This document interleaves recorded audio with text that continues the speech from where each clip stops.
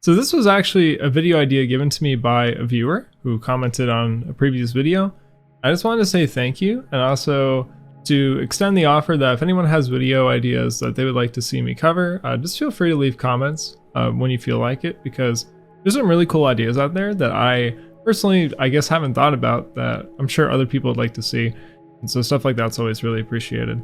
So this person's idea and what we're going to be talking about today is we're going to be reviewing dash cards that we typically don't see in a lot of constructed lists, right? So whether we're talking about Blitz or we're talking about CC with all the different versions of dash, what are notable exclusions, right? Not notable inclusions, but what cards are typically excluded from almost all the lists? What cards do you never see that exist within the Mechanologist card pool? And so to kick things off, we're going to begin with a strange one, because there might still be people who play this card, but it's Dissolution Sphere. And Dissolution Sphere was pretty popular when it first came out. It was the most anticipated item within Everfest, which is interesting because now Tecla Pounder is probably the most valued item in Everfest for mech. But at the time, myself included, we were all really hyped for this card. Part of it was because of the existence of Viscerai, and this seemed promising because it could block Rune Chance. The problem is that you need to stack Rune Chance in the meantime, and then would just come through, and it was like the card never existed. So for anyone who hasn't read this card before or hasn't seen it, it would enter with the Steam counter. At the beginning of your action phase, you would remove a Steam counter, and when there was no more Steam counter to remove, you destroy it, so it stays on the field for 2 turns. Whenever your hero would be dealt exactly 1 damage, prevent it, right? So Rune Chance are all instances of 1. So it would prevent every single Rune Chant. Blocks things like Kodachi's or any instance where you would take exactly 1, right? So if your opponent attacks you for 4 and you block for 3, it would prevent the 1. Card costed too much. Doesn't block. So it requires you to take a bunch of damage. It requires you to give up your action point. If you're trying to be aggressive, you have to end your turn with this, basically. You can't do anything afterwards. So there was just a lot of things that just were not riding well for this card. And it just turned out it was just a little bit too inefficient. I think for this card to be good, we would have to see ways to extend Steam counters, extend the life of items, recur them with ways that are not just remembrance. Or we would need to see a rise in decks that deal exactly 1 damage a lot of times. So Phi looks like, this could begin to Phi, or maybe Dromai with the Aether Ashwings. But the problem is with both those instances, you should be able to play a normal control dash game or a normal pistol dash game and probably do just as fine. So Dissolution Sphere normally felt like it was clogging up your 60 card list, and it normally felt like a card you never really wanted to see. You were never really excited to see it. So your opponent was never really fully punished by this card. It could be good in the future, right? It's very versatile. It fills in a very particular slot. So I would love to see this card become good or be the best possible hate card for a specific deck. Moving on to the second one, another defensive item, we have Absorption Dome. So it enters the battlefield with Steam counters equal to the number of times you boosted this specific turn that you play it. Whenever you be dealt damage, you remove that many Steam counters and prevent that much damage. And when it has no Steam counters on it, destroy it. There's a problem here because it's at odds with what it wants to do, right? You would want to play this in a controlling defensive version of dash, right? You would want to use this to effectively help block out your opponent's damage while you presumably set up pistol items. The problem is that this card requires you to be aggressive for you to get value out of it. And that's a pretty big problem, right? There's like a weird conflict where it's at odds with what it wants to do. Because let's say you want to get the max value. Best thing that you could do is you have a 5-card hand, including this, and you have 4 0-cost boost attacks. And you could play all 4 0-cost boost attacks, and then you could play this and it comes in with 4 counters. Problem is you took a bunch of damage to set that up. It required you to be aggressive to let your opponent get through a bunch of damage, maybe on hits. And at the end of the day, you go to 0 for 4 when you could just play Sync below, right? You could just play Fate Foreseen. So, and that's the best case scenario, right? On average, this is probably going to come down for 2 or 3, and that's just below rate. You would rather just have a Mechanologist card that blocks for 3. The only upside to this is that it covers over maybe multiple breakpoints or things like Kodachi's. It can also deal with Arcane Barrier. So I understand why people could find a use for this card. I could easily see getting a home once again if there's a way to add steam counters to things. Because if you're able to protect this by blocking and then just growing it every turn, then, you know, I'm not sure if that'd be a healthy play pattern, but it would definitely make the card very strong. That's kind of all. There's just a conflict with what the card wants to do and how you're supposed to play it, and the kind of deck shell you would need to have for this card to gain value. You'd probably just be better off playing a defense reaction. And into things like Wizard that play arcane or that play like spells that deal arcane damage, you have such an easy access to Arcane Barrier 3 or 4, and you have such a high blue count that playing this card like doesn't really matter there. Next up, we have an interesting one. We have Teklovossen's Workshop.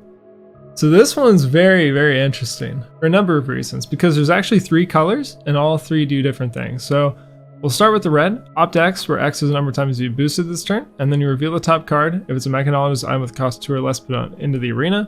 The yellow is a 1 or less cost, and the blue is a 0 or less cost. You would want to play this in a deck that is trying to get items. What kind of items would be a good question? If you're trying to just get other items, you know, like Dissolution Sphere or maybe Absorption Dome like we just saw, I could maybe see this having a home in a shell like that, right? If you're trying to just quickly get value in the short term from these items and you're just trying to use them to leverage like pretty aggressive turns, then it seems useful. The problem is it doesn't attack. So if you're going to play this in an aggressive deck, you would probably just rather run an attack here and probably not play the items because the items don't attack either. You know, in an aggressive list, you probably don't want to be running Dissolution Sphere unless if you're really trying to race and your opponent has a lot of instances of 1. There's just not much of a reason. You would rather have an attack in that slot. Or for instance, maybe, well, like we saw, like Absorption Dome, right? You're not really getting a whole lot of value if you are trying to just race, you know? You would rather just have another attack there. It does seem nice that you could boost a lot, attack your opponent a bunch, and then basically get a block value by just saying no blocks in the next turn. But I think you would rather just have an attack there. I think you would rather draw an attack than an Absorption Dome, than a Teklovossen's Workshop. These cards that don't really pressure your opponent. So then let's ask ourselves, do we want to play this in a pistol version, right? The problem is only the red would get a pistol item, which then means like it can't really, you know, pitch for resources, and we would probably rather have the blue. The other issue too is that it requires you to boost to get the value out of the opt, or else you're just going to blind fire this every time. And as I'm sure all of us have experienced, the problem with that in the pistol version is that if you're boosting, there's a chance that you're going to hit the pistol item. So you may accidentally boost a pistol item and you'll never even get to play it. So once again, there's a bit of an at odds conflict with the style of deck that the card would benefit most from, you know, being in that certain list, and what that deck, or specifically that archetype, wants, right? So Pistol Dash would want Tutorism and love this kind of effect, right? But the problem is she wouldn't want to gain it through boosting a lot, which is what Teklovossen's Workshop gains you. It gains you what Pistol Dash wants, but it requires you to do something that she doesn't want, right? That's like very dangerous, you know? Boosting multiple times in a turn to try to get a high opt value really puts you to risk of losing the card that you're trying to get. These are all cards I think would be really fun in like Data Doll, for instance, but in Dash, you have to be so tight on what you want from your list and what cards benefit that game plan.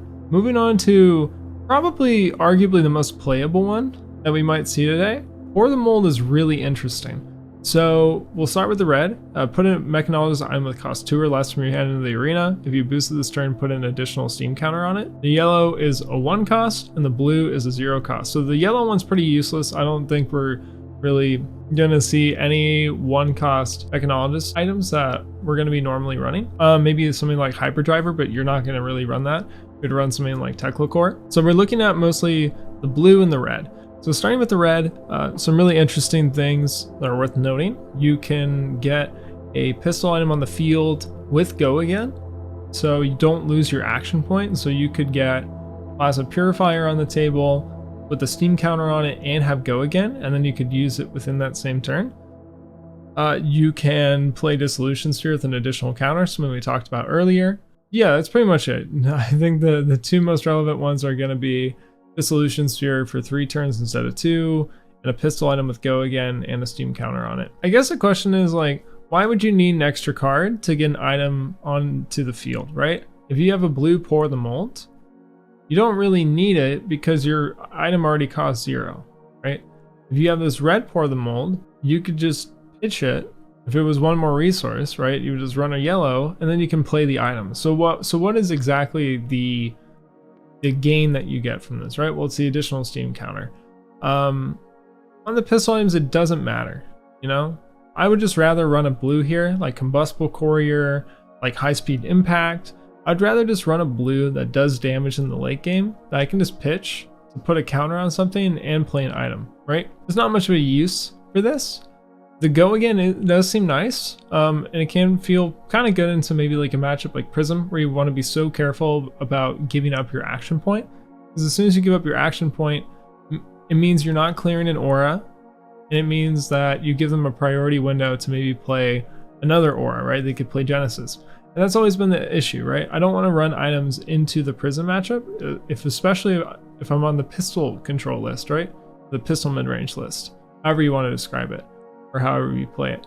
Because the problem is that you play the item, and it means that they just get to keep another aura on the field for even longer, or maybe they play another one, right? So getting to play Pour the Mold, holding priority with the action point is so strong.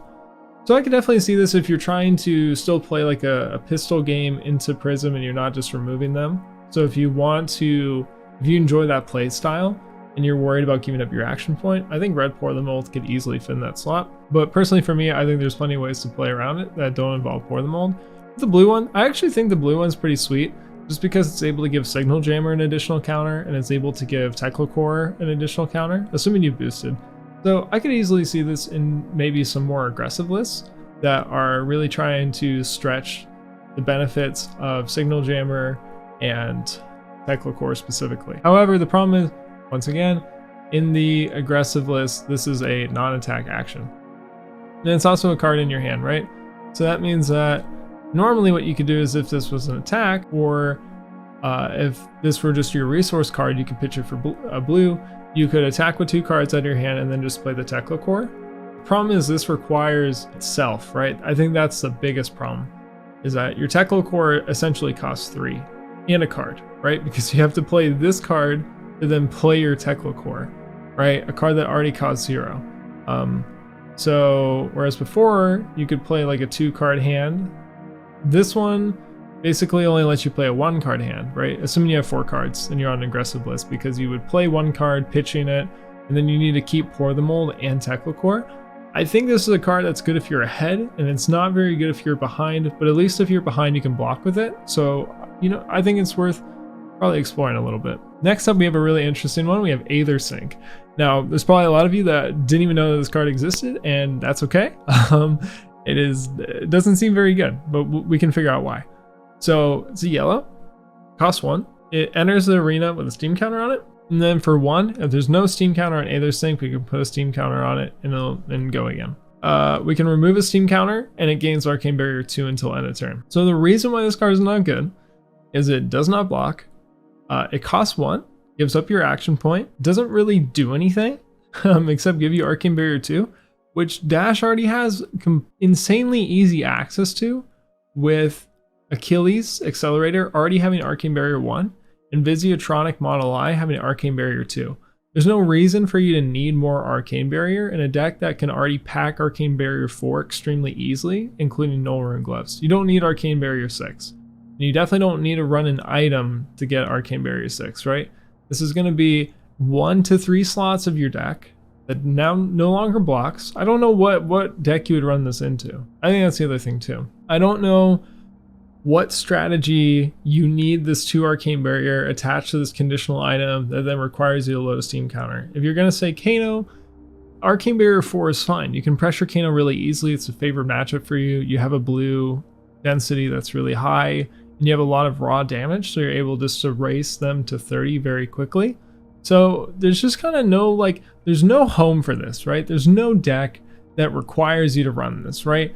You could argue, like with Dissolution Sphere, like if everyone's going to be playing Katsu or spy or an illusionist that wants to do a bunch of ping for ones, or maybe Viscerai if they're aggressive, right, and they can't afford to just stack rune chance for a few turns, especially with the banning of Skeletta.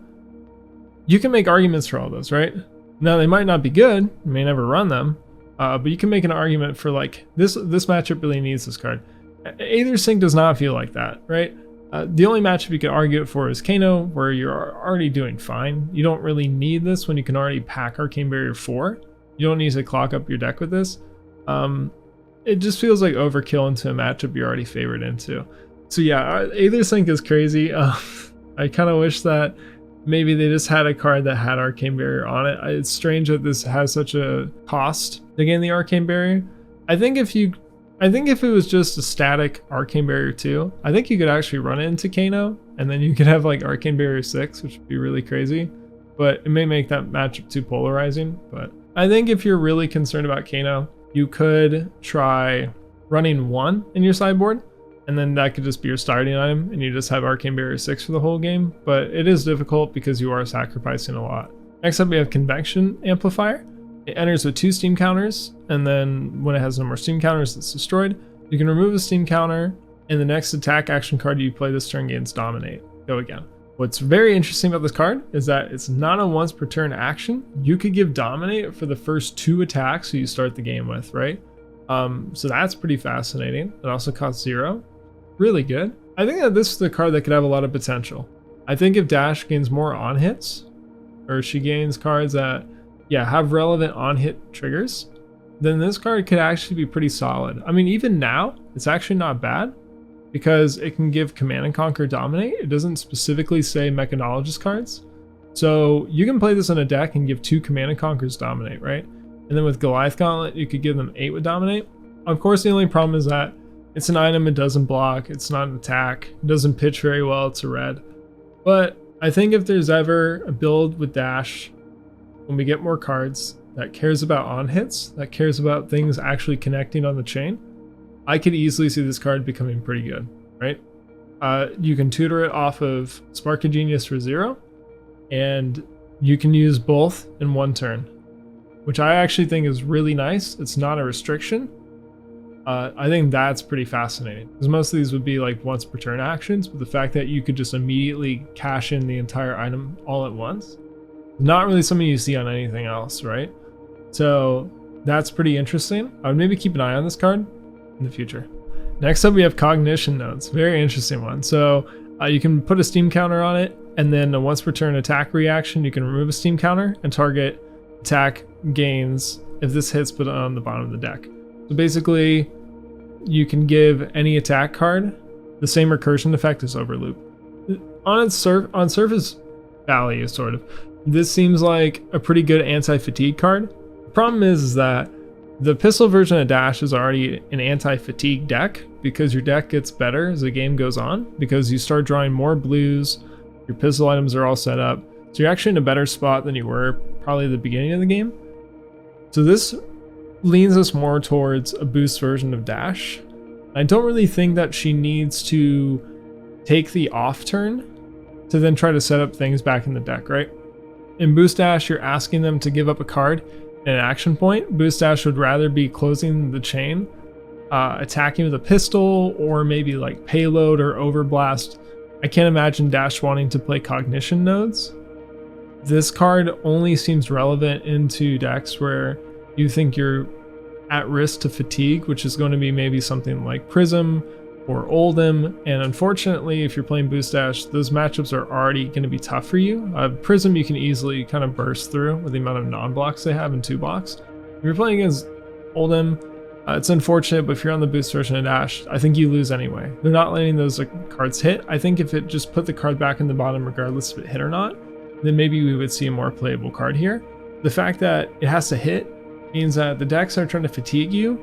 This will never be relevant against, right? That's a problem. Is that this is only relevant into fatigue decks, and the fatigue decks are not letting it get through, right? Especially if they know that you have Cognition Nodes, they're going to block in such a way that you're not going to get value out of it, right? So that's just part of the problem. It almost gets there. I think if it was 1 and you just put the card back in the bottom, regardless if it hit or not, I think maybe we could see an argument for this being more playable. And finally, we have Dissipation Shield. So it enters the battlefield, 4 steam counters on it. At the beginning of your action phase, you destroy it unless you remove a steam counter from it, and then at instant speed, you can destroy it and prevent the next X damage, where X is the number of steam counters. This one is really interesting because this is a 2 cost that basically deals with Arcane Barrier. It deals with any sort of 4 attack, any kind of breakpoint. I think it's super versatile, and the fact that you get to choose when you pull the trigger on it. It's an instant speed. It's not like Absorption Dome. Absorption Dome is just a replacement effect when you would take damage. This basically lets you choose when you would like to use it. The problem with Absorption Dome is that your opponent could display a weak attack at the beginning of the chain, and you're kind of forced to block it, or else you're just going to lose value out of Absorption Dome. But with this, you could just choose to not block and just save this. The only problem is the condition of losing 1 steam counter a turn. So you're almost pressured to instantly use this on the following turn to get the most value out of it. Because the longer you hold on to this, the weaker the card becomes. So if you keep it around for 2 turns, and all of a sudden it's only blocking the next 2 damage, right? And so you're going to be incentivized to immediately cash in on it, and your opponent's going to know that too, so they can play around it accordingly to start to maybe bait it out of you, or they just intentionally do a setup turn, so then your Dissipation Shield becomes even weaker. So the problem is that let's say you get immediately 4 value out of it. The problem is this could be a 3 block, and the card that you use to pitch to play it is also a 3 block. So you've now converted 6 block into 4 block, right? Into 4 prevented damage. And that's difficult, right? The only nice thing is that this, of course, once again gets around Arcane Barrier. And the problem across all these cards we've seen today, across Aethersync, across Dissipation Shield, Absorption Dome, these are all cards that sort of prey on arcane damage, and it definitely feels like it was an intended mechanic, since these are in the Arcane Rising to Crucible block, sort of, that era where there's a lot of arcane damage being introduced, so obviously we want ways to prevent arcane. These don't really do anything beyond that. That's the biggest issue, is that Dissipation Shield is the next time you be dealt damage, so you can't just break it and then, you know, eat 2 Kodachis for nothing. The first Kodachi is going to get its damage reduced by 4, which is just overkill. You know, so once you go out to other decks, you know, that are going to deal 3 damage, well, all of a sudden now Dissipation Shield is now losing a damage, right? So now you spent 2 cards to block 3. It's just so difficult. And then you can't wait either. This card doesn't let you patiently wait for the best time to use it. It immediately just starts ticking down. So you kind of have to use it on the immediate turn to get value from it. So I think that's just part of the problem, is that you can't choose when you want to use it. Really, you're pressured to use it almost the immediate turn afterwards or the turn after that, or else it just becomes worthless. And the cards you would use to play it would require 2 cards, the card to pitch and the card to play. And all the Mechanologist cards block for 3. So you could just have 6 block there, right? But now we've downgraded it into 4 with the upside that we can choose one specific time to block 4. But this is, of course, assuming that the next turn we actually get a chance to use it. Our opponent could just deny us that, and all of a sudden now we've turned it into 3, now we turned it into 2, now it's 1, now it's gone. So it just asks too much, which is kind of the overarching theme of all these items. They ask us to burn our action point, they ask us to use a card to play them, they require us to play the card itself. So we're always looking at 2 card hands to set up these items, and the payoff is always just so minimal. Payoff is never really there, never feels impactful, never feels like it's buying us into a better board state. Every single time, I would rather just be playing a pistol item. And that's honestly like the wrap up of this video. I would just rather play a pistol item. And some of these do kind of help us get there, like Teklovossen's Workshop and Pour the Mold, but they feel almost unnecessary and they're just sort of redundant. And especially in the case of Teklovossen's Workshop, it actively works against the strategy that gets us to the pistol items. So I hope this video was helpful, just kind of giving more ideas about, what we want from Dash, why we play the hero, how the hero works, like what makes it good, and why we don't play certain cards. So thanks again for the idea. I'll see you all in the next one.